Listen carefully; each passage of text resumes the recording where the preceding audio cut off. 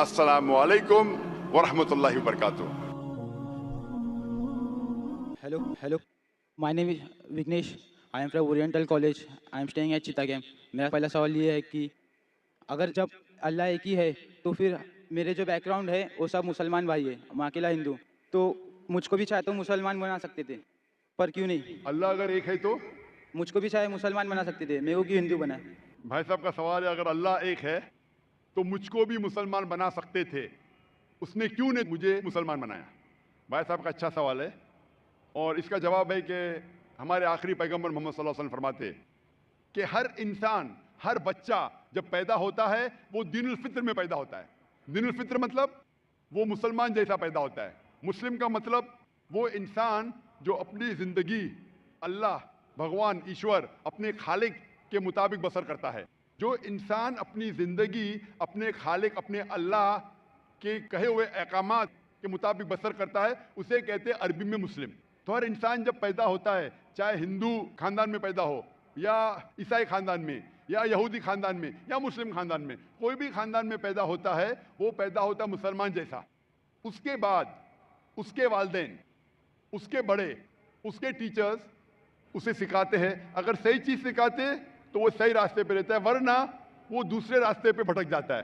हो सकता है कि वो बुत परस्ती करने लगे, वो मूर्ति पूजा करने लगता है, हो सकता है वो आग की पूजा करने लगे।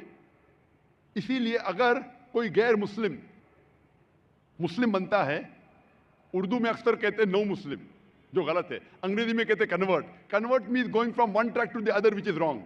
सही लफ्ज है लौटा हुआ मुस्लिम, क्योंकि हर इंसान पैदा होता है मुस्लिम जैसा, फिर उसके वालिदैन, उसके बड़े के जरिए से वो गलत ट्रैक पे जाता है, और जब सही ट्रैक पे आ जाता है वापस, सही लफ्ज है लौटा हुआ मुस्लिम। अंग्रेजी में कहेंगे रिवर्ट। अक्सर हम कहते हैं नौ मुस्लिम, जो इस्लामी तालीमात के मुताबिक गलत है। सही लफ्ज होना चाहिए लौटा हुआ मुस्लिम, रिवर्ट। और आपका सवाल था कि अल्लाह ने तुम्हें मुस्लिम क्यों नहीं बनाया? अल्लाह ने तुम्हें मुस्लिम ही बनाया। हो सकता है कि बचपन में आपके बड़े, आपके वालिदैन, आपके टीचर आपको सही रास्ता नहीं दिखा सके और आप गलत रास्ते पे गए, लेकिन इसके बावजूद आप अल्लाह को दोषी नहीं ठहरा सकते। आप ये पूछ सकते कि अल्लाह ने क्यों मुझे हिंदू खानदान में पैदा किया? अगर मुस्लिम खानदान में पैदा किया होता, हो सकता है कि मैं मुसलमान होता। अल्लाह ताला फरमाते हैं कुरान मजीद में कि अल्लाह अगर चाहे तो सारे इंसानों को मुसलमान बना सकता है, लेकिन फिर टेस्ट क्या है? अगर टीचर चाहे तो सारे स्टूडेंट को पास कर सकता है, लेकिन टेस्ट क्या है? टेस्ट वो होता है क्या टीचर सही तालीम देने के बाद इम्तिहान लेता है।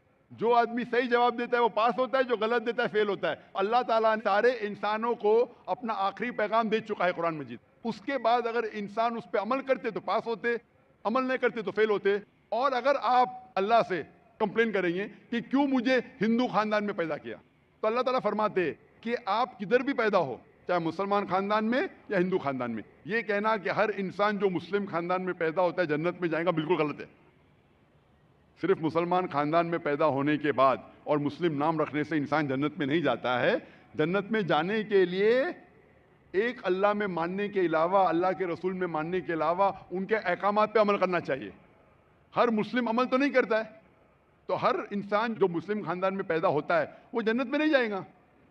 लेकिन अल्लाह ताला ये फरमाते हैं कि हर इंसान को, सूरह फुसिलत में सूरह नंबर 41 आयत नंबर 53 53, अल्लाह ताला फरमाते सनूरीम आयातिना फिल आफाकी व फी अनफुसिहिम हत्ता यतबय्यन अन्नहु हक, कि बहुत जल्दी हम आपको अपनी निशानियां दिखाएंगे। अल्लाह ताला फरमा रहे इंसानों से कि जल्द हम आपको हमारी निशानियां दिखाएंगे होराइजन्स में, ताकि आप पे वाज़ेह हो जाए क्या हक है, क्या अल्लाह एक है, अल्लाह के अलावा कोई माबूद नहीं है।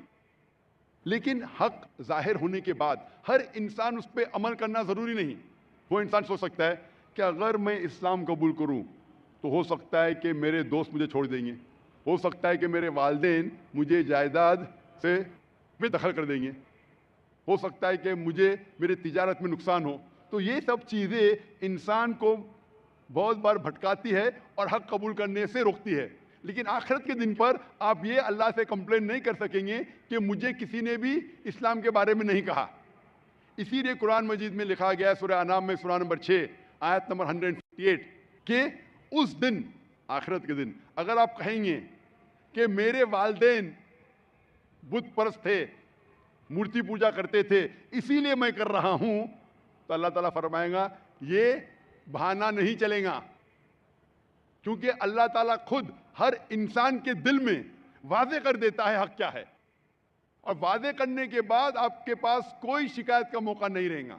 और आपको भी, आप आज इस मजलिस में आ चुके हैं और मैंने लाखों लोग के सामने आपको वादे किया है कि खुदा एक है, उसके अलावा कोई माबूद नहीं, और मोहम्मद सल्लल्लाहु अलैहि वसल्लम उसका आखिरी पैगंबर है। अगर आज आप इस बात को नहीं मानेंगे तो कल आप ये कंप्लेन नहीं कर सकेंगे, आप शिकायत नहीं कर सकेंगे अल्लाह से कि मुझे पता नहीं था। बाकी लोग कर सकेंगे क्या नहीं, वो बाद में देखा जाएगा। अल्लाह तो वादे कर दिया किसके जरिए पता नहीं, लेकिन आज मेरे जरिए तो कर रहा है आपको, और इतने लाखों लोग शहादा दे रहे और करोड़ों लोग टेलीविजन पे देख रहे आपको। तो अभी आपके पास कोई बहाना नहीं, कोई शिकायत नहीं ये कहने के लिए कि मैं मुसलमान खानदान में पैदा नहीं हुआ इसलिए मैंने इस धर्म को एक्सेप्ट नहीं किया। मैं आपसे पूछना चाहता हूं भाई साहब, आप मानते हैं कि खुदा एक है? वो तो है। आप मानते हैं खुदा एक है? हाँ। आप मानते हैं कि बुत परस्ती गलत है? पर कौन सा खुदा है वो पता नहीं। नहीं, मूर्ति पूजा सही है क्या गलत है आपके हिसाब से? अब जब मैं हिंदू धर्म में पैदा हुआ तो फिर मेरे हिसाब से सही हो सकता। आप कहते हैं कि हिंदू धर्म के मुताबिक मूर्ति पूजा सही है। मैं आपको आपके हिंदू धर्म की किताबों का हवाला देता हूं, मजहबी किताबों का। अगर आप पढ़ेंगे छंदोग्य उपनिषद चैप्टर नंबर 6 अध्याय नंबर 2 मंत्र नंबर 1, एकम अद्वितीयम, ईश्वर खुदा भगवान एक है, दूसरा नहीं है, लिखा है श्वेताश्वेतर उपनिषद में अध्याय नंबर 6 श्लोक नंबर 9 में, नाचस्य कसिज जनिता नक्षदीपा, उस ईश्वर के कोई वालदेन नहीं, उस ईश्वर का कोई रब नहीं। मतलब ईश्वर का, भगवान का कोई वालिद नहीं, कोई वालदा नहीं, उसके ऊपर कोई नहीं।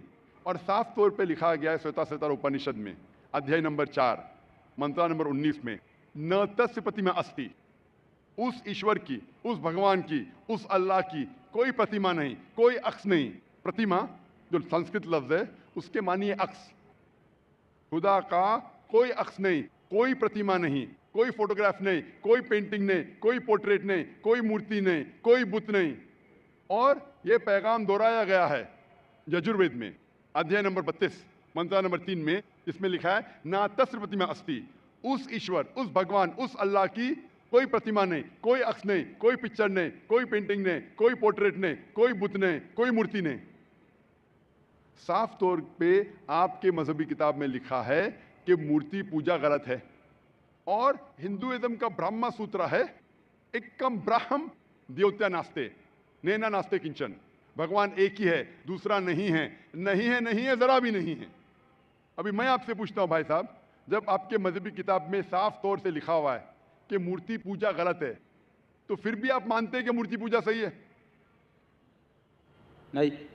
आप मानते हैं कि मूर्ति पूजा सही है गलत है? फिर गलत है। आप मानते हैं कि खुदा एक है? हाँ। आप मानते हैं कि मूर्ति पूजा गलत है? हाँ। आप मानते हैं कि इस खुदा, इस ईश्वर, इस अल्लाह के आखिरी पैगंबर मोहम्मद सल्लल्लाहु अलैहि वसल्लम है? सर बट और एक क्वेश्चन है। सॉरी, बट एक क्वेश्चन है। आपका एक सवाल है? हाँ। ठीक है, पूछ सकते हैं आप। अगर मैं मुसलमान बन गया और ऐसा ही तो इंसान को भूत ही भड़काता ना। आप अगर मुसलमान बन गए तो वो नहीं, इंसान को तो शैतान ही भड़काता ना। इंसान को शैतान भड़काता है? हाँ। तो अगर मैं मुसलमान बन गया और गलत काम किया तो मेरे वास्ते मुसलमान का नाम खराब हुआ, तो अल्लाह क्या मुझको माफ़ करेंगे? भाई साहब का सवाल है कि इंसान को अक्सर शैतान भड़काता है। अगर मैं मुसलमान बन गया और शैतान मुझे भड़काया और मैं गलत काम किया तो क्या अल्लाह ताला मुझे माफ़ करेगा? भाई साहब का अच्छा सवाल है कि अगर वो इस्लाम कबूल किया और शैतान ने भड़काया, उसने गलत काम किया, तो क्या अल्लाह माफ़ करेगा? दो चीज़ें हैं। एक इंसान है जो इस्लाम कबूल ही नहीं करता है। जो इंसान इस्लाम कबूल ही नहीं करता, नहीं मानता कि खुदा एक है, बुत परस्ती करता है, अल्लाह के आखिरी पैगंबर मोहम्मद सल्लल्लाहु अलैहि वसल्लम नहीं मानता है, उसके लिए 100% वो जन्नत में नहीं जा सकता है। 100%। क्योंकि वो ईश्वर के अलावा दूसरे किसकी इबादत करता है। दूसरी तरफ एक इंसान है जो मानता है कि एक अल्लाह है, मानता है कि मूर्ति पूजा गलत है, मानता है कि मोहम्मद सल्लल्लाहु अलैहि वसल्लम आखिरी पैगंबर है और गलत काम करता है। हो सकता है कि झूठ बोलता है, हो सकता है कि चोरी करा, हो सकता है वो शराब पी रहा है, ये गलत है, हराम है। लेकिन फिर भी अगर वो बुत परस्ती नहीं करता है, अल्लाह ताला फरमाते सूरह निसा में सूरह नंबर 4 आयत नंबर 48 में और सूरह निसा सूरह नंबर 4 आयत नंबर 116 में कि अल्लाह अगर चाहे तो आपके कोई भी गुनाह को माफ कर सकता है, लेकिन शिर्क को कभी नहीं माफ करेगा। तो शिर्क के अलावा, बुत परस्ती के अलावा, मूर्ति पूजा के अलावा अगर आप दूसरे गुनाह करेंगे तो अल्लाह ताला माफ कर सकता है, आपके फिर भी चांसेस है कि आप जन्नत में जा सकते हैं। लेकिन अगर बुत परस्ती करते हुए आप मरेंगे तो आपको जन्नत में जाने का कोई भी चांस नहीं है। इसीलिए अल्लाह ताला फरमाते हैं कि जब मेरे बंदे सारे दिन गुनाह करते हैं, गलत काम करते हैं, लेकिन जब रात को तौबा करते हैं तो मैं उन्हें माफ कर लेता हूं। मेरे बंदे अगर रात को गुनाह करते हैं और दिन में तौबा करते हैं तो मैं उन्हें माफ कर लेता हूं, क्योंकि अल्लाह सुब्हाना व तआला रहमान और रहीम है, वो रहमत वाला है और करम करने वाला है। आप अगर गलतियां करेंगे, अगर शैतान भड़काएगा तो पढ़ो औज़ु बिल्लाहि मिनश शैतानिर रजीम।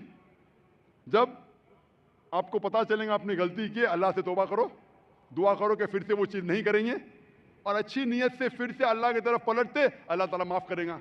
फिर से आप गुनाह करेंगे, फिर से माफ़ी मांगो, अल्लाह रहमान और रहीम है, जब भी माफ़ी मांगो सच्चे दिल से मांगो, इंशाअल्लाह अल्लाह आपको माफ़ करेगा। और अगर आप बुत परस्ती से दूर है, ये सबसे बड़ा गुनाह है, तो आपके हाई चांसेस है कि आप जन्नत में जाएंगे। तो अभी मैं आपसे पूछना चाहता हूँ। हाँ सर, एक सेकेंड सर, क्या कुरान में लिखा है ना शराब हराम है? जी हाँ, तो जब सिगरेट भी हराम होगा? सिगरेट भी पीना हराम है, कुरान में नहीं लिखा है लेकिन हराम है। अच्छा, यही पूछना चाहिए था, क्योंकि हमारे यहाँ जो है सेक्टर मस्जिद में जमाती आते वो भी सिगरेट पी रहे थे। शराब पीना तो साफ तौर पे कहा गया है कुरान मजीद में सूरह माइदा सूरह 5 आयत नंबर 90 में कि हराम है। लेकिन सिगरेट पीना कुरान मजीद में इसका जिक्र आता है सूरह बकरा में सूरह नंबर 2 आयत नंबर 195 कि अपने हाथ से अपना खुद कत्ल मत करो, सुसाइड मत करो। आज की साइंस कहती है कि टबैको के वजह से, सिगरेट पीने के वजह से हर साल वर्ल्ड हेल्थ ऑर्गेनाइजेशन कहती है हर साल 60 लाख लोग मरते हैं सिर्फ सिगरेट पीने की वजह से। दुनिया में दूसरे नंबर पे आता है शराब के बाद, जो सबसे ज़्यादा मौत होती है कोई चीज़ पीने या खाने की वजह से, वो है सिगरेट। तो क्योंकि पहले लोग को पता नहीं था कि सिगरेट इज स्लो पॉइजनिंग, तो कई उलमा कहते थे मकरू है। आज 400 से ज़्यादा फतवे है सऊदी में, इजिप्ट में, जो कहा गया है कि सिगरेट पीना हराम है। अभी जो लोग को लत लग गई है, हम अल्लाह से दुआ करते कि अल्लाह उन्हें हिदायत दे। लेकिन अगर कोई मुसलमान गलत कर रहा है उसका मतलब नहीं कि आपको भी करना चाहिए। हम दुआ करेंगे कि इन मुसलमान को अल्लाह ताला ताकत दे कि ये बुरी लत से उन्हें नजात मिले। मैं आपसे पूछना चाहता हूँ, क्या आप मानते हैं कि खुदा एक है? हाँ। आप मानते हैं बुत परस्ती गलत है? हाँ। आप मानते हैं कि मोहम्मद सल्लल्लाहु अलैहि वसल्लम आखिरी पैगंबर है? सर, मैं अभी तो थोड़ा इस्लाम रिसर्च कर रहा हूँ, उसके बाद मैं खुद ब खुद कबूल कर लूँगा इंशाअल्लाह। भाई साहब चाहते हैं कि वो इस्लाम के बारे में और रिसर्च करे, और मैं चाहूँगा कि आप मेरे हाथ से एक तर्जुमा ले कुरान का, और मेरी दरख्वास्त है कि आप कुरान मजीद का तर्जुमा पढ़िए और इंशाअल्लाह इससे आप हिदायत पाएंगे। और जब मुतमईन हो जाएंगे कि ये मज़हब सही है, फिर ही कबूल करना, कोई ज़बरदस्ती नहीं। आप जब मुतमईन हो जाएंगे कि ये इस्लाम, ये कुरान में सही बातें लिखी है, ये सबसे बेहतरीन मज़हब है, फिर ही आप कबूल कीजिए। मैं दरख्वास्त करूँगा कि आप स्टेज पे आके इंशाअल्लाह कुरान मजीद का नुस्खा मुझसे ले सकते हैं। सबको एक ज़बरदस्त पैगाम दिया कि इस्लाम पूरी दुनिया में एक अमन का मज़हब वो इस्लाम ही है, और कुरान में भी इस्लाम का जिक्र आया है। तो इस्लाम के अलावा अगर कोई किसी दूसरे मज़हब की तरफ जाएगा तो वो नाकाम ही होगा। उम्मीद करता हूँ वीडियो आपको पसंद आई होगी। अगर वीडियो आपको पसंद आए तो इस चैनल को सब्सक्राइब करें। बहुत शुक्रिया।